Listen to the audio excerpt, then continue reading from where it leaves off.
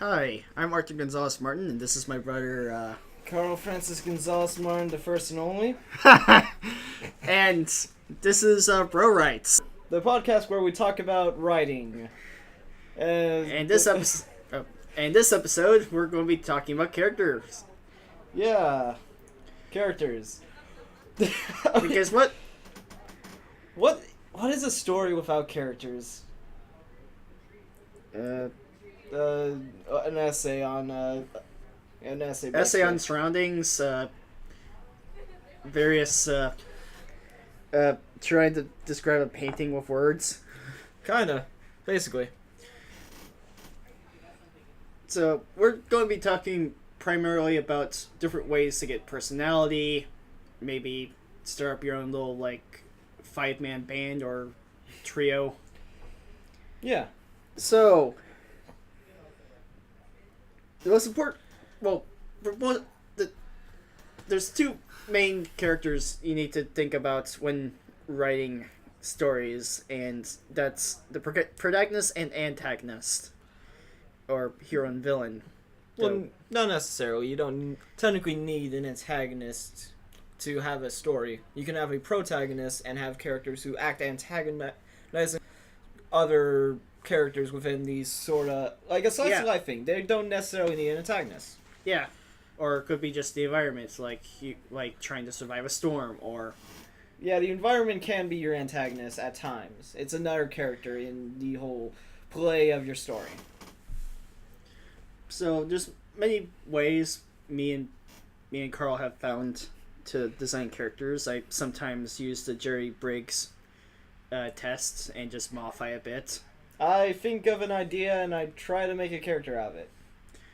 Yeah, because your character, everything's kind of ideas. What's the environment, the world, yeah, various messages, if you want them or not. I've never really thought about the Jerry characters. Well, I kind of use it in a way of like I just look at various profiles and like, okay, which ones will clash? Because conflict drives stories. Conflict is everything in a story. Yes, as kind of shown in various things like Game of Thrones, where pretty much everyone has a political movement.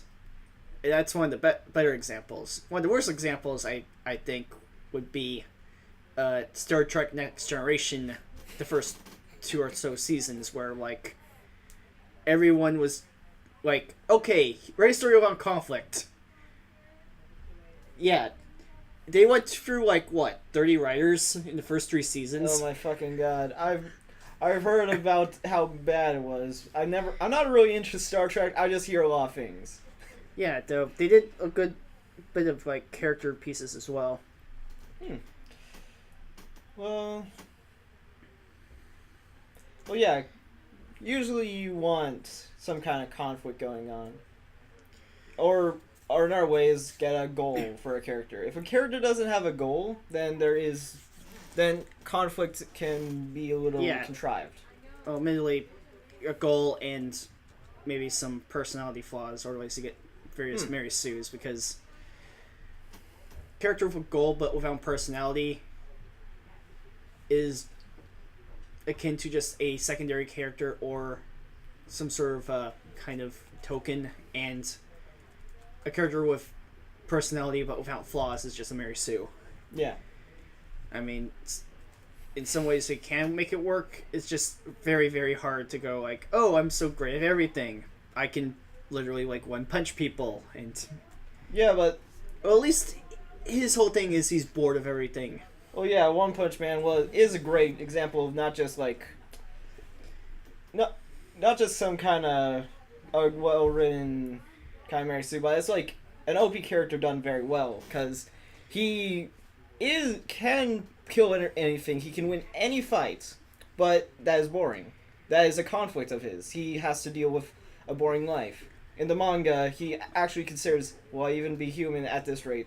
And then that's when he encounters a mosquito he can't kill. Yeah.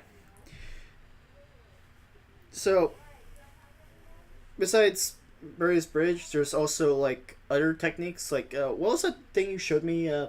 I think it was like Jungian archetypes. Yeah, Union archetypes. Yeah,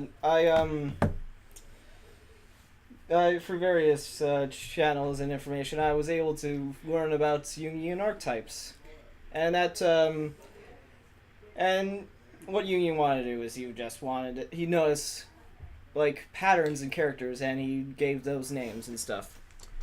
Yeah, And you can use those. Kind of like TV tropes before the internet, kind of and more archetypal than tropish. Well, yeah, We'll they're probably called explain that- archetypes. We'll explain it later when I learn more about it. Or at least when we get to the tropes part. Yeah. You know, all of this, creative writing requires research. Yeah, I do a little. I got a lot of great ideas for research and stuff. What's some of these archetypes? Like, I looked at a few, like, the Rebel and what was it, the Order? I know there's a few. There's they split them between male and female, but you don't necessarily have to do that. But where And also, like, if they're more ego-driven or logic, and then yeah. like, One that I know very well is the king archetype, and he has all this power, but he knows that it is infinite and can delegate it to other people, and eventually the power he gives out to our people goes further than what he could have accomplished himself. Yeah, that's like one archetype that I didn't really. Any examples of like what kind of that's, or at least in recent? I have. Well, besides Game of Thrones. I don't really watch a lot of Game of Thrones years, but I did eventually have a character who I gave that archetype to. I didn't plan it around him, but I just kind of gave it. Yeah. Also, like, if you're making characters or trying to decipher characters, try to find your own mythology. We're here to kind of give advice and guidelines As best as we can. Yeah. Um, So, one thing I usually do is I kind of, besides Jerry Bricks and TV tropes, is it depends, like, are they a minor character, a major character? Because, admittedly, fleshing out everyone's going to be you won't be able to flesh out everyone. yeah. And if you want to look at Star Wars and Star Trek in terms of their, like, extended universes, I mean, literally, like, every character you see in those movies has at least some backstory. From Greedo, the alien who gets shot first, to literally Darth Vader's glove. Yeah, apparently, like, it's cursed, and it's one of the reasons why it can deflect plasma bolts. Well, Or blaster bolts. that's kind of shitty. Couldn't it just be a force power? Like, oh, he holds up his hand and it stops it. You don't necessarily need to give a glove a backstory. I mean, unless you're that obsessive with giving everyone a backstory. But generally, like, you want to think of minor characters as kind of reflections or ways to kind of bounce the story around. Because you have to move the story somehow, and yeah, everyone's going to get screen time. I mean, you can imply stuff, Yeah. but sometimes you need a peasant to be a peasant and a guard to be a guard. Yeah, but sometimes with a minor character, you don't want to make a minor character role for someone who has some kind of profession you're not entirely familiar with. Because people are gonna nitpick that shit. Well, you can't really know everything, True. but at the same time, do some basic research because, and also realize that everyone's going to nitpick everything. It's just, as long as you don't have people saying that you represent X wrong, you're good. Yeah. I suppose nitpicking doesn't matter too much as long as you have a fairly solid core. You can nitpick a lot of movies that people just fucking love, but people still love them.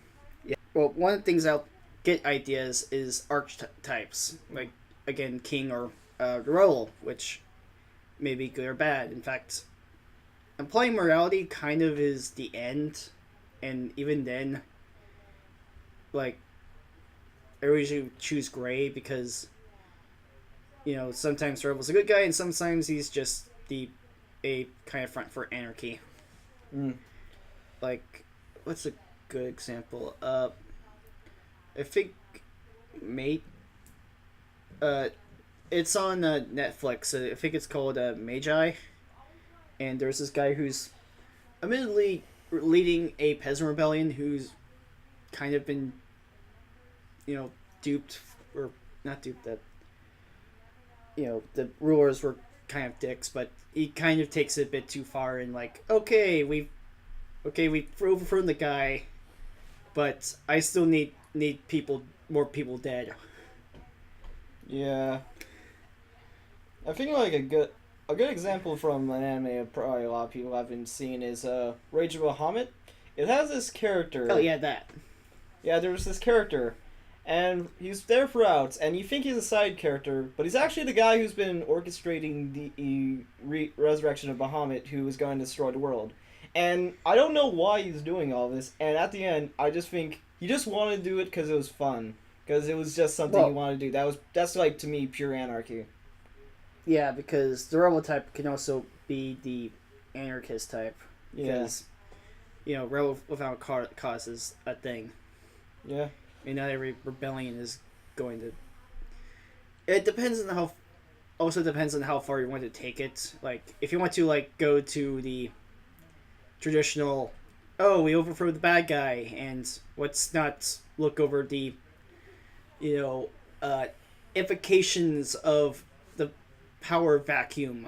Yeah, just because the leaders are dicks doesn't mean you can just remove them without any serious consequences. Yeah, someone has to make the toilets. Entire extended use versus Star Wars involving the what's that name of that really popular guy? The blue skin, red eyes.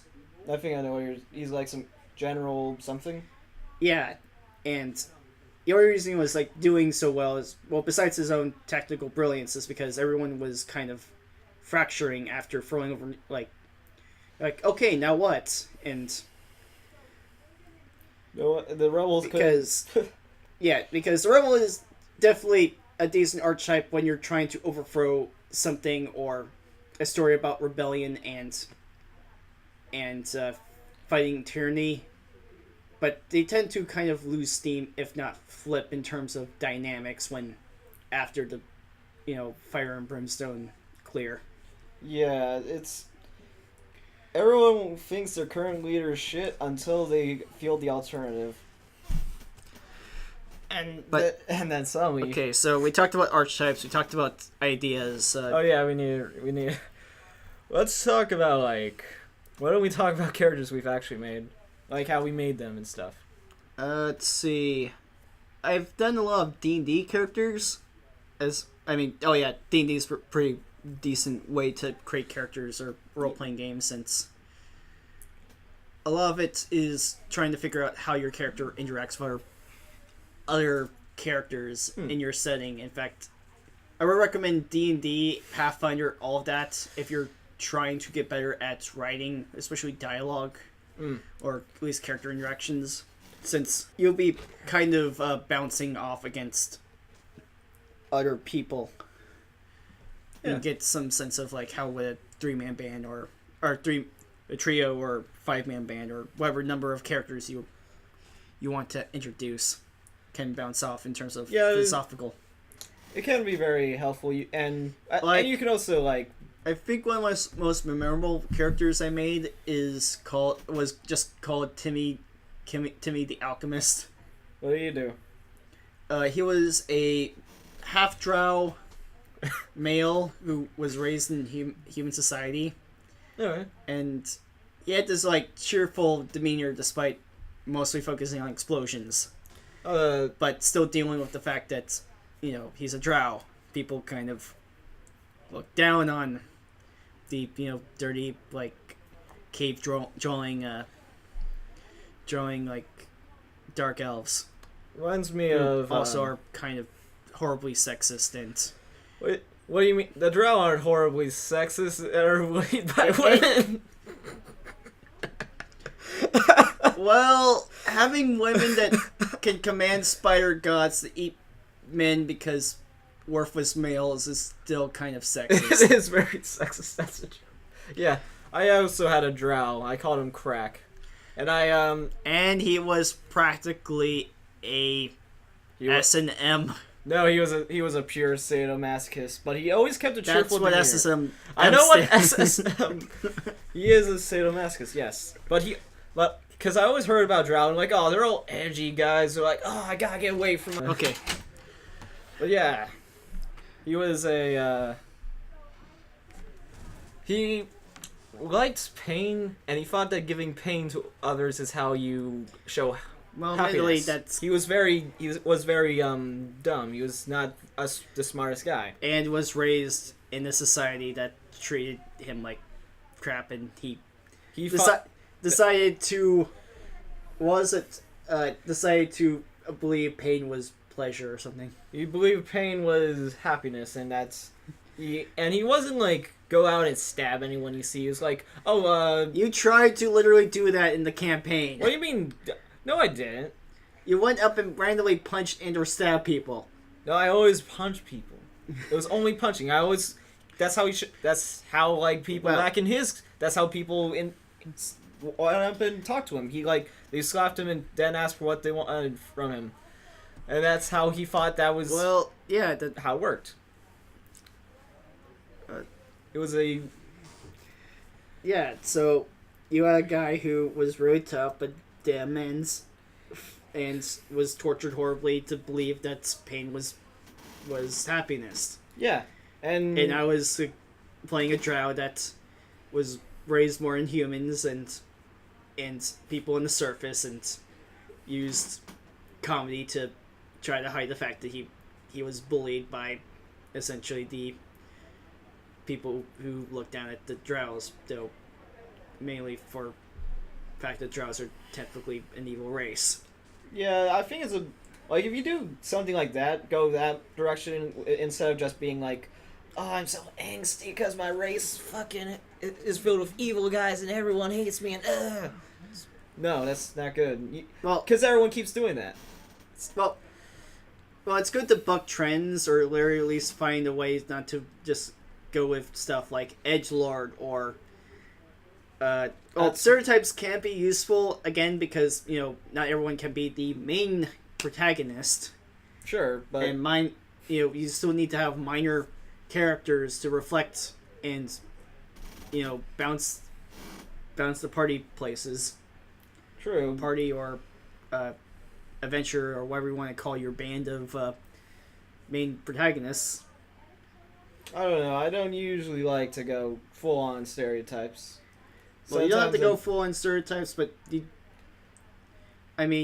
yeah, like I know tropes are writing shortcuts, and you can use them, but try not to use them as thoroughly in the way they were always used. Yeah, try to play with it. So this actually, I think, leads on to writing flaws, because any decent character worth their salt isn't going to be perfect. True. No one in this world is perfect. No one in the next world perfect. And even the gods, if the various gods or various forces in this world are probably not even going to be as perfect as you want them to be. Yeah. Or tell themselves. Many old legends have characters with the flaws. Because it does lead back into conflict, or at least personal conflict, because there's the outer conflict, like, the might be a factor because although being oppressed and pissed off is sometimes something to be justified about, it can easily just turn into pure hatred, vengeance. It's not you like have problems, you felt pain, but you're using that as an excuse to inflict others the pain you felt. Yeah, like I think a good example of this was Bioshock Infinite.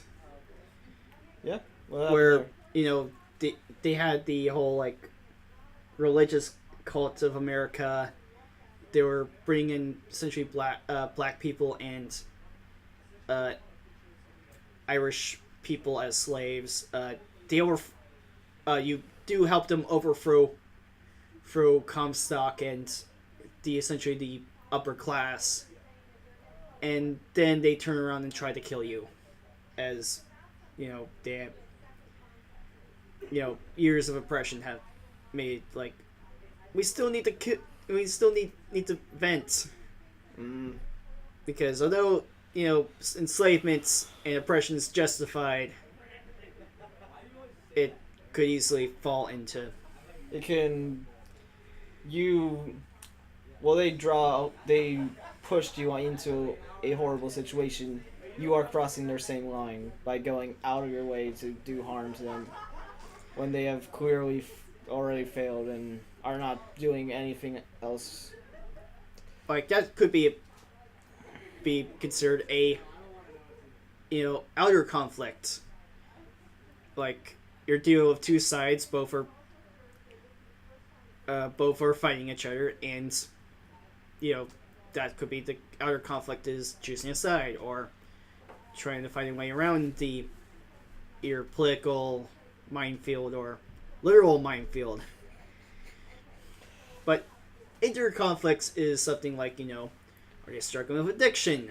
Have they not fully embraced the path of whatever road they're trying to go down? If I'm using an example of the hero's journey. Yeah. It's which could also be a conflict of, wait, I have to take such and such MacGuffin and put it into such and such volcano. yeah.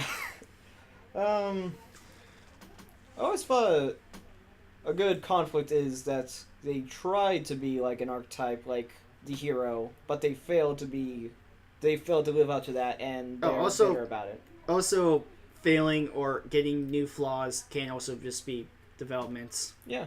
Because not everyone overcomes their fears, but everyone could always get new ones. Improve, or at least, besides getting new, flaws, but also, get new. Okay, I know more about myself now. Yeah. And I know that I'm that good at fights, or I'm a blatant coward.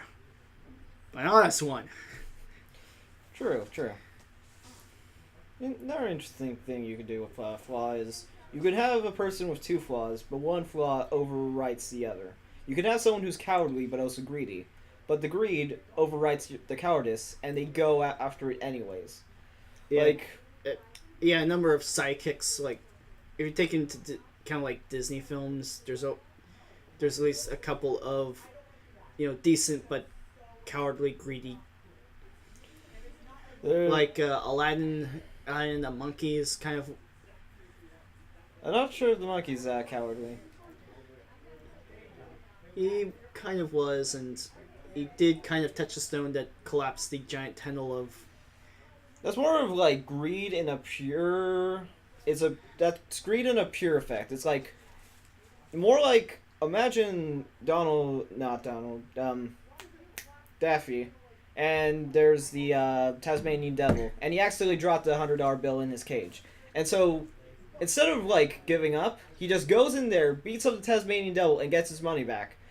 Wait, he actually did that? He actually does that in one cartoon. I used to remember him getting like his face blown off. Usually that's the thing that happens. But in that instance, he is a cowardly, and he admits he's cowardly, but he's really greedy too, and he admits to that too. And that's the greed overweighed his cowardice, and he was able to do something because of it. He was able to fulfill the greed that he needed. The greed he felt. He needed to fulfill that. And flaws overwrite flaws, but also personality types. Yeah. Or eventually you're overcome or at least change. Character development. I think a decent one was. Let's see. One example I can think of is The Guardian, where throughout the game, admittedly this is a video game and may not play everywhere. Throughout the game, you're handling this giant beast, and he's afraid of glass eyes. So you have to go and smash it. one of these things, you see a glass eye, you go up there. It's actually a trap by the soldiers trying to capture you. You get captured. The guy's standing there. And then suddenly the beast, despite the glass eyes being there, jumps up, starts tearing the soldiers apart, smashing the glass eyes to get to you. Yeah, that's a trait overcoming a flaw. That's another thing you can do. Traits can override flaws. Traits can a Also, flaw can override a flaw. Find in terms of generally helping me make characters is also roleplay heavy games like Fate. Oh yeah. You literally have to list character flaws and aspects. In fact, that's kind of has helped me make characters in the past. Okay, what are these aspects? What's their flaws? And then start building backgrounds and flesh them out. Get my raw ideas into a better format.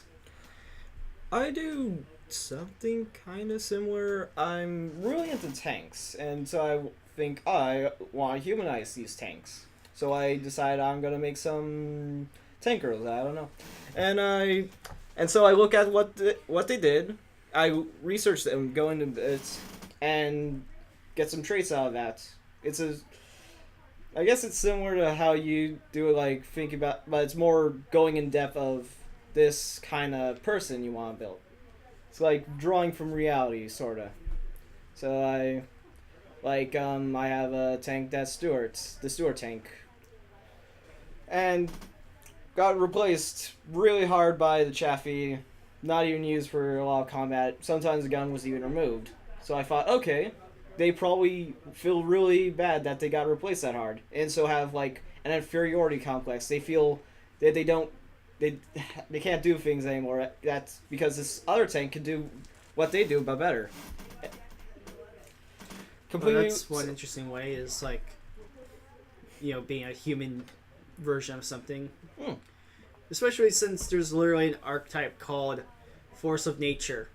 Oh yeah, like the Joker, who's the literal embodiment of chaos. A force of nature. Well, unless he's I mean, I know there's some people who've successfully humanized him, but for the most part, I think in his own words, I sometimes remember my backstory one way. I sometimes remember my backstory another way. If I am going to have a backstory, might as well be multiple choice. Because he's literally just a think there just to cause chaos, murder a whole bunch of people, and then just laugh maniacally as everything burns.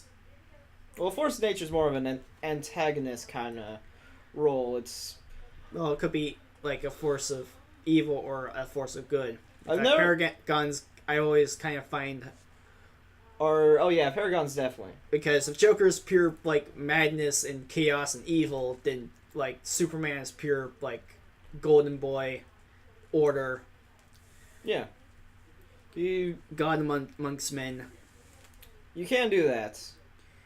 And those can be good. But generally when you do that, there should be more characters that revolve around the effects of that one character. A force of nature is something that cannot be challenged easily. And I think that's the reason why they always have Batman with him, since out of all of the kind of superhero archetypes, or amongst the whole gods amongst men, Batman kind of walks amongst them, despite being literally just a normal guy who trained as hard as he can. He trained as hard as he can, but he also has millions of dollars, a brilliant mind, and all kinds of technology. That's kind of a part of that. The whole, trained as hard as he can, uses intellect to essentially keep up his company that, generation upon generation of Waynes have built up. And literally kind of have branches into everything. Yeah. Determination, strength. I guess in a way he's sort of a force of nature, but with all that stuff. Force of nature in terms of being kind of human. He's a force of nature in an influence way. he has all this stuff. He can use all this stuff to his advantage. And he takes himself up to a code that's incredibly hard, like no killing people, which is because he could easily just build like machine turrets or something, or a car that can ram into other cars and make them explode. And oh god, why did Batman versus Superman had to happen? that is a terrible movie in so many ways. Yeah, I've never seen it. I've heard things. That's an example of character assassination, if not just like poor characterization. Apparently, in a director's cut, Batman there's a scene where Batman like takes two knives and goes after a guy, literally stabs into him with like his freaking battery. That's adaptations, technically. I mean, there is multiple characters. Yeah, it's just, and I'm pretty sure it's possible to make any kind of thing work. It's just, I'm not really sure how you can make Batman going around stabbing people and causing explosions, and I mean, even I keep on hearing arguments about him never actually killing anyone in that film. No, he totally does. He kicks a guy so hard it goes for a wall. Yeah. He rams cars off the road and machine guns them, and those aren't rubber bullets. It's implied that when you broke into Lex Luthor's lab, there's actual tape where bodies were.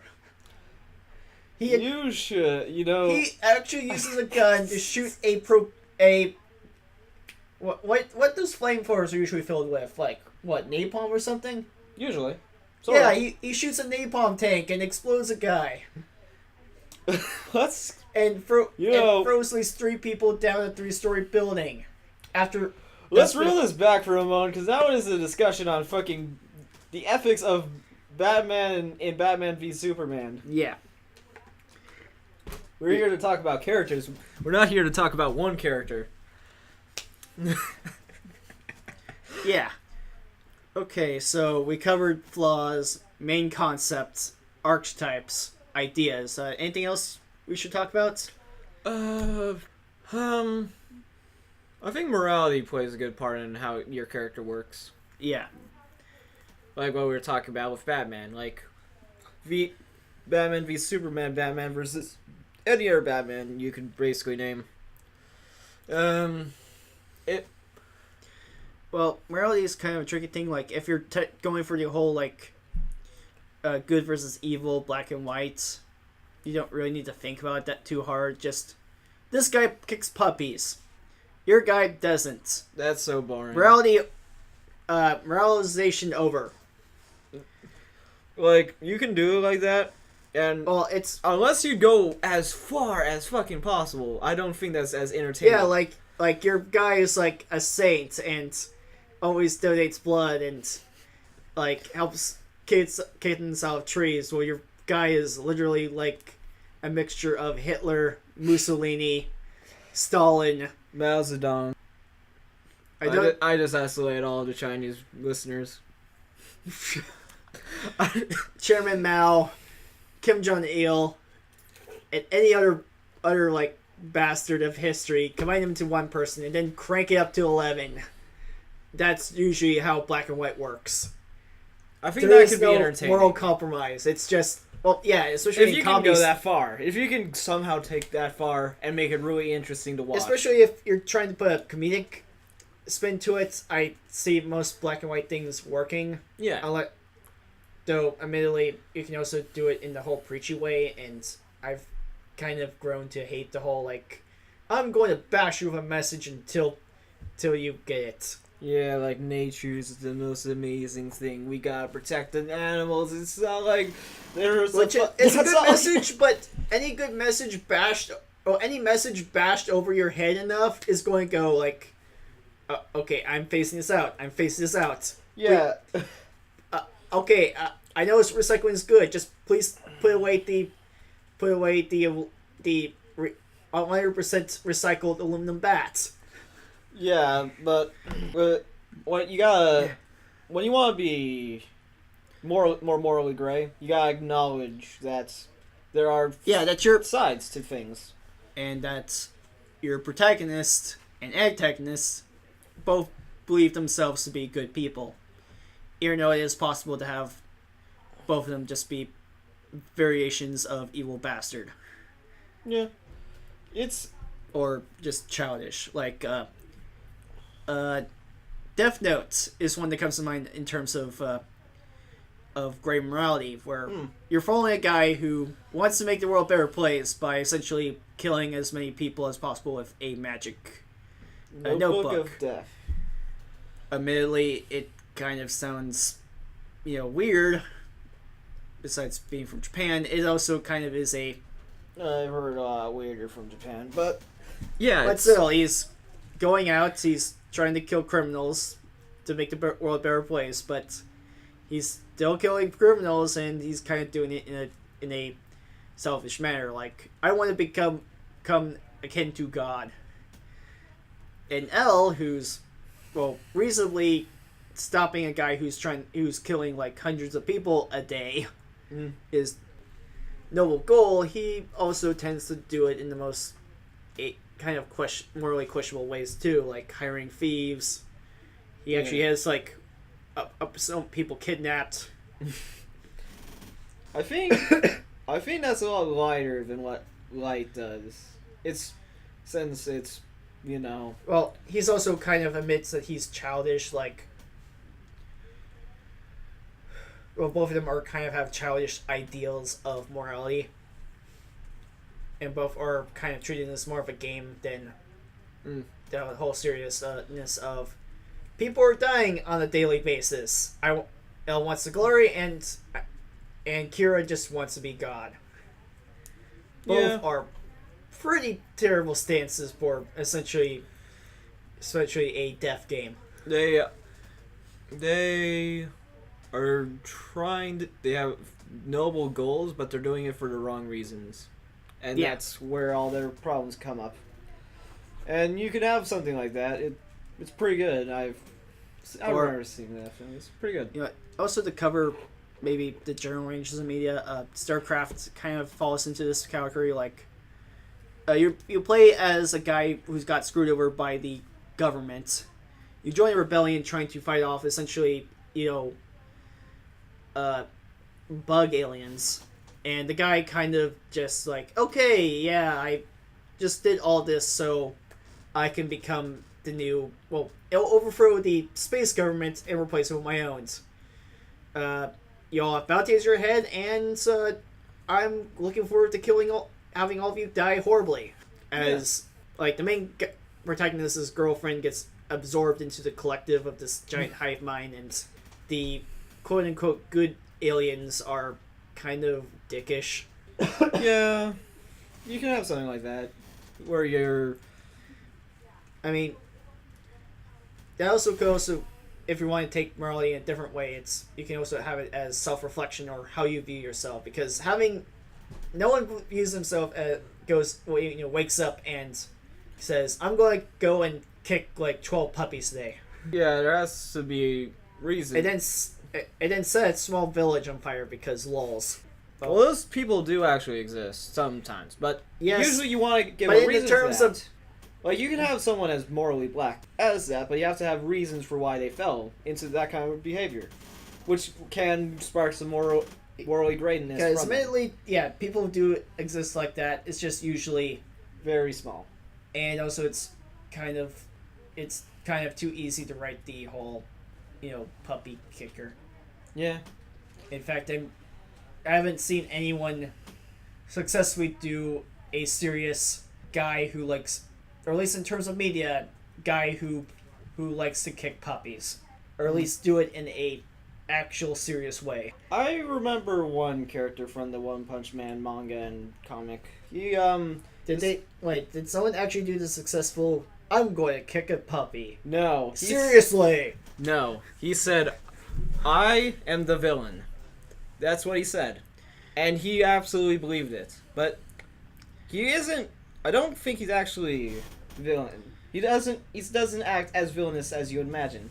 he dislikes heroes, because when he was a kid, the villain is always trying his hardest, but the hero always comes on top and wins the day, and nothing bad happens to him, and he's like, but the villain's the one doing his best, and the kids all made, and like when he went to the playground, like, tell him, you're gonna be, he like volunteers to be the villain. There's interesting things to do with the villain, like, I think an interesting kind of villain type is the Monarch, who is kind of bad, but not bad. I mean, in many ways, Dr. Venture's kind of worse in terms of some of his schemes, like mutating like college interns accidentally, but still, he mutated college interns for his own benefits. Yeah, but or clones, or having a clone lab because he keeps on taking his kids who, kind of spoilers, die a lot. A lot of that comes from the fact that his dad was kind of a dick. But still. Yeah. He's. You can also have something like that in terms of morality. You can have someone who's morally questionable as your protagonist. That's another way to do it. I mean, it's kind of more interesting. It hasn't been done that much, and it's a bit more of a challenge, which, I mean, anyone could write the evil overlord that, punches puppies and ransacs around because why the hell not? But to make him relatable, or at least, okay, I know you're doing this for this reasons, but I still need to stop you. Yeah. What was I can say? Okay, you can have an antagonist can be.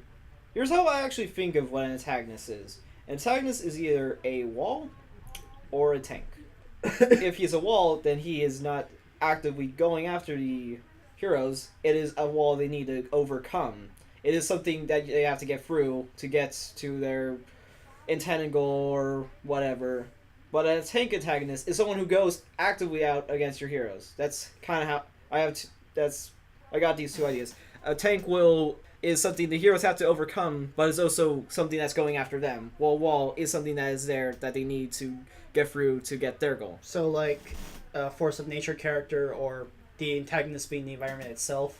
Like in Silent Hill or any disaster movie ever. The wall and tank can also be a disaster and whatnot. But I feel like a character wall or tank can be more interesting. Even any post-apocalyptic thing, the environment is kind of a factor, especially since it usually creates all these psychopaths, and people are like, oh, I don't have to be polite anymore. I'm going to staple stop signs on my chest and start taking baseball bats to people's skulls. Yeah. People in an anarchist environment may act in an anarchist way. It's not technically the environment. The environment did kind of create them or liberate them to do that, but the environment itself is still just a wall, as opposed to those guys who are tanks that are being created by the wall. Yeah, who have more of an active role than a passive role against, the antagonist. Yeah.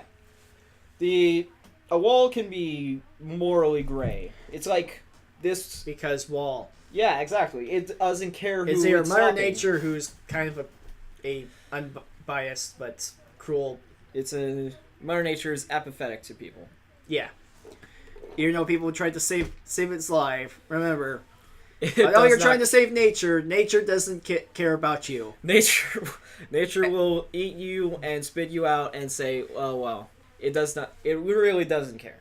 Though we still need it, for food and medicine and to breathe. It is an obstacle we have to deal with. But it's also something we don't need to absolutely destroy. You can have a wall where you want to get through it, but you don't want to absolutely murder it. It's the difference between taking a sledgehammer to it or taking a nuke. Or just climbing over the damn wall. True. You can. In fact, that could be an interesting character study. Like, take a character, present them a wall, how they deal with it. Exactly, yeah. Or if they see a tank, what do they do?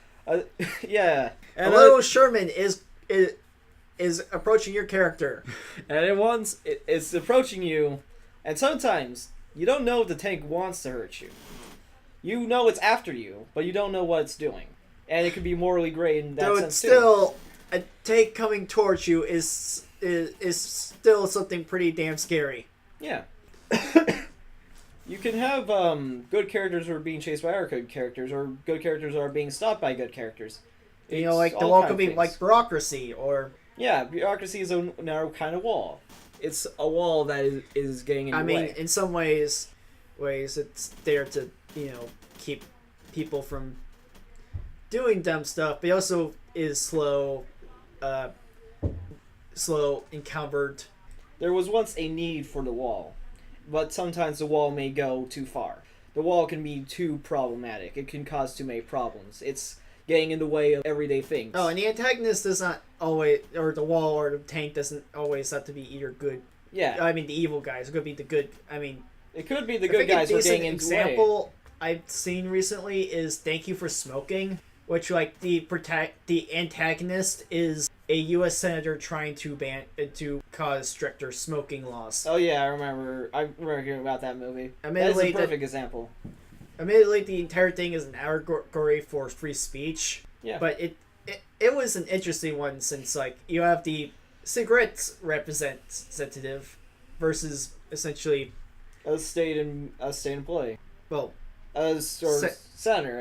A well, state appointed figure. It's an authority. It's the authority that we voted in. It's what we wanted. Versus someone who's trying to do something that's amoral. He's trying to. Well, it's generally kind of. Generally amoral, but at the same time, it's one of those things one of those evils you do to yourself versus Yeah. the goods that is enforced onto you. An evil that is optional can feel better than a good that is forced upon. In fact, I think Buffy and Angel both did interesting, like, oh my god, there's this like giant force of order and goodness trying to destroy the world out of order and goodness. Other good guys must stop the definite good guys from destroying the world in an attempt to bring good. Well, that's not good at that point. It's if they Well, order one- and chaos and or like, shouldn't be allowed to ever do that. That's actually that you can be so. That's you're moving into an amoral idea there. It's you're trying to do something. You're sticking to the idea of what your goal is, but you're not thinking about the actual people who wanted that in the first place. yeah, in fact, I think one of those measurements on that scale we're talking about was besides ego and logic, order and chaos. Mm. Because you can't have a story where the protagonist is a thief or some generally force of chaos versus a force of order. Yeah, you're Like you can, like sometimes the protagonist is orderly and sometimes it's chaos. I mean, good mirrors to like good and bad chaos is like bad order would be like fascism. yeah. Some people might want like that kind of order, but it can be used very poorly. I think Star Wars whole thing, if you look into the whole backstory of it, it's like, yes, we kind of know the Empire's kind of corrupt, but after like two or so wars, we really want peace. Yeah, you can be forced into, like, that's what World War II was for the Germans. That's what the Nazis were for the Germans. They're like, we keep getting punched down, and everyone keeps saying we're shit. Yeah, and then some charismatic guy seeing his opportunity to rise to power and then kill most of the people who were in support of that. Like, do a general summary of World War II, or at least from the Germans' point of view. the Germans are like, is the rise of the kind of bad guy that was constantly hurt. It's like, you can have, that's yeah, how but then again, that's work. kind of how evil empires usually spring up is, everyone's mad, someone wants a solution or a problem, someone presents a problem and uses it to kind of get power. Actually, I have this one idea on like an kind of evil sort of thing. It's the guy wants to stop this. I've told you about like my Common War story. He wants let's think of a good example of an orderly story. Since an orderly story. I mean, I gave an example of bad order. What's good order? What's good order? Good order is when. Good order. There's usually when everyone feels safe. They have all what they want. But it's not like it's impacting every aspect of your life. It's not. Yeah, exactly. It's you feel safe. You have choices, and you're allowed to rise up. You're not like in a bad order where you're stuck in here, but you're safe in this one spot, this one little thing you're given. Yeah, like, would you say Star Trek would be this, or would it be something Star else? Trek is. Yeah, Star Trek is kind of this. Everyone has everything they need in the Federation. You can have it. You can have any kind of food you want from a molecular whatever. Currency is plentiful. It's everyone. Generally happy. Well, it depends on humanity abandoned currency, and you can pursue your own career, and you're safe and it's orderly. Exactly. And then we have chaos, which is generally all. I'm probably going to tick some people off or piss some people off by saying this, but anarchy's kind of, on paper it sounds good, but in practice it's generally bad. Like, everything sounds good on paper if you scribble enough lines with it.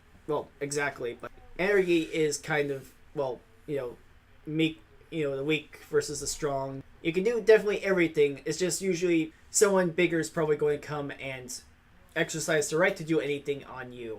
In that kind of situation, anyone can do anything. No laws, no basically chaos. If anyone can do anything, then anyone can do anything to stop you from doing anything. Yes, but most of the time people are kind of greedy bastards.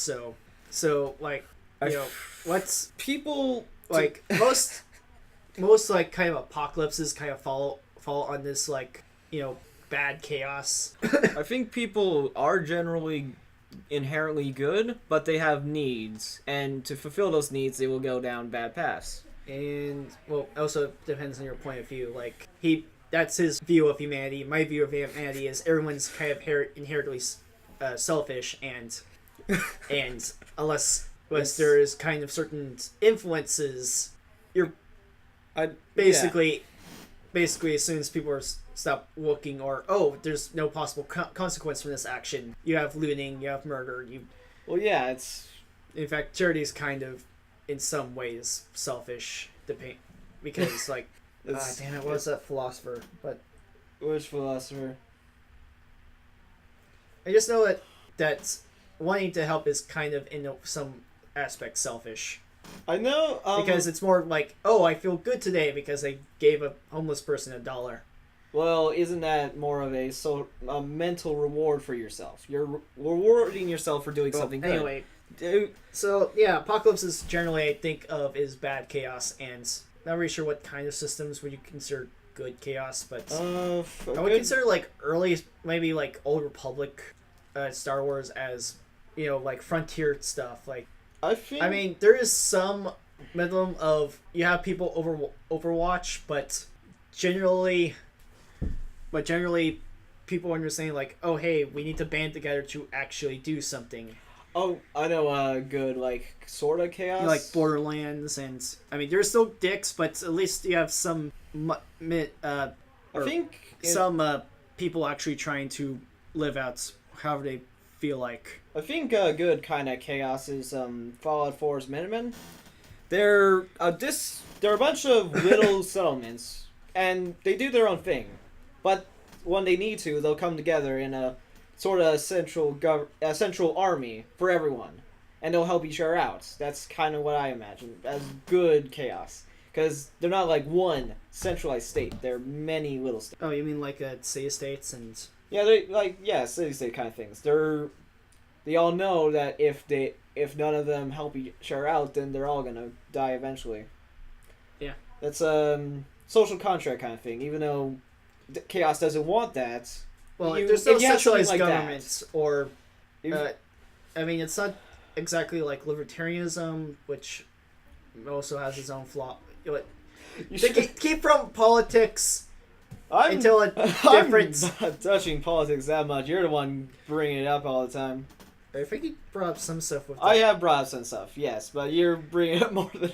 Think about the morality of how a single good person with another good. Yeah, always look into philosophy. Always look into film, and also get into as many role plays as possible. Okay, so I think that's good enough for today. Yeah, I think so too. So I'm Arthur D. Gonzalez Martin, and I'm Carl Francis Gonzalez Martin. Sign off, and good luck on your writing endeavors. And don't fuck up.